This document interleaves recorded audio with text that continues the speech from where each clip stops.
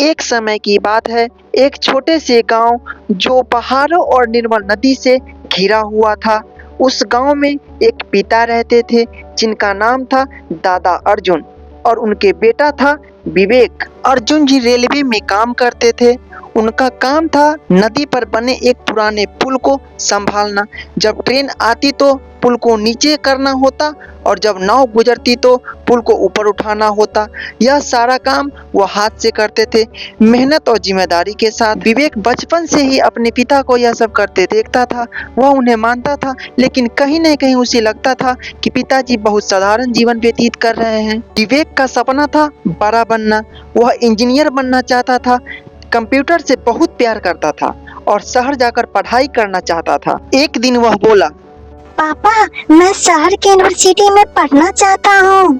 अर्जुन जी ने मुस्कुरा कर कहा, मुझे पता है बेटा, और मैं कोशिश जरूर करूंगा कि तेरे सपना पूरा हो।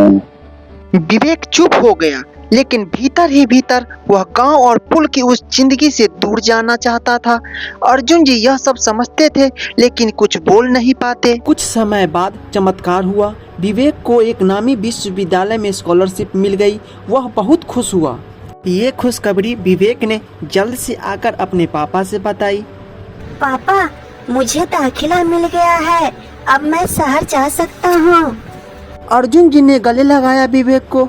उनके आंखों में खुशी के आंसू थे, गर्व के, लेकिन साथ में चिंता के भी।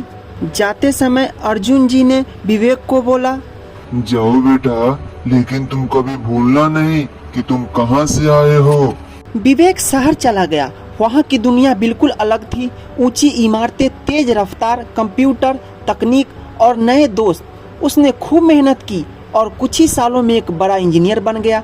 अब उसके पास अच्छा वेतन, कार और एक शानदार फ्लैट था। धीरे धीरे वह अपने पिता को फोन करने में भी कतराने लगा। उसे ट्रेन की सीटी की आवाज और पुल की बातें पुराने लगने लगी। एक दिन अचानक फोन आया। विवेक, तुम्हारे पिताजी बीमार हैं और डॉक्टर के पास जाने से मना कर रहे हैं। वे सिर्फ तुम्हें याद कर रहे हैं, पड़ोसी ने कहा। यह बात सुन के विवेक का दिल कांप उठा। वह तुरंत गांव के लिए रवाना हुआ। जब वह पहुंचा तो उसके पिता कमजोर हो चुके थे, लेकिन मुस्कुराना नहीं भूले थे। विवेक को देखकर अर्जुन जी बहुत खुश हुए और बोले, बहुत अच्छा दिख रहा है बेटा। विवेक ने अपने पापा से बोला, पापा, अब आपको आराम करना चाहिए। आपको अब यह पुल नहीं संभालना चाहिए। फिर विवेक जी बोले, बेटा, इस पुल ने मेरी पूरी जिंदगी को मायने दिए हैं। उन्होंने जवाब दिया। अगली सुबह विवेक अर्जुन जी के साथ पुल पे गया। उन्होंने फिर से पुल की मशीनें दिखाई, पुरानी लीवर, सिग्नल, पानी का दबाव। विवेक अब उन्हें ध्यान से देख रहा था, जैसे पहली बार देख रहा हो। विवेक पापा से बोला, पापा, क्या आपने कभी कुछ और करने को नहीं सोचा?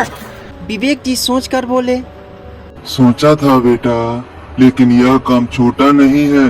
अगर पुल समय पर नहीं गिरा तो ट्रेन गिर सकती है, और अगर समय पर न उठे तो नाव टकरा सकती है। यह काम भले ही सीधा है, लेकिन जरूरी है। विवेक चुप रहा। कुछ दिनों बाद अर्जुन जी का देहांत हो गया। गांव के सभी लोग उनके अंतिम संस्कार में शामिल हुए। सभी ने कहा, अर्जुन जी जैसे लोग अब कहाँ मिलेंगे। विवेक कुछ हफ्तों तक गांव में रहा। एक दिन पुल पर अचानक तकनीकी खराबी आ गई और एक ट्रेन आ रही थी। नया ऑपरेटर नहीं आया था। विवेक दौड़ा, अपने पिताजी की तरह लीवर को पकड़ा, पुल को नीचे किया और ट्रेन सुरक्षित निकल गई।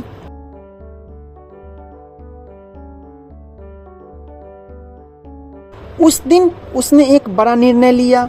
वह शहर की नौकरी छोड़कर गांव लौट आया। उसने अपने पिता के बनाए पुल को डिजिटल सिस्टम से जोड़ दिया, आधुनिक मशीन लगाई, लेकिन पुराने लोहे के लीवर को जस के तस रखा, एक श्रद्धांजलि के रूप में। समय बीतता गया। अब गांव के बच्चे कहते हैं, यह पुल विवेक चलाता है, अर्जुन जी का बेटा।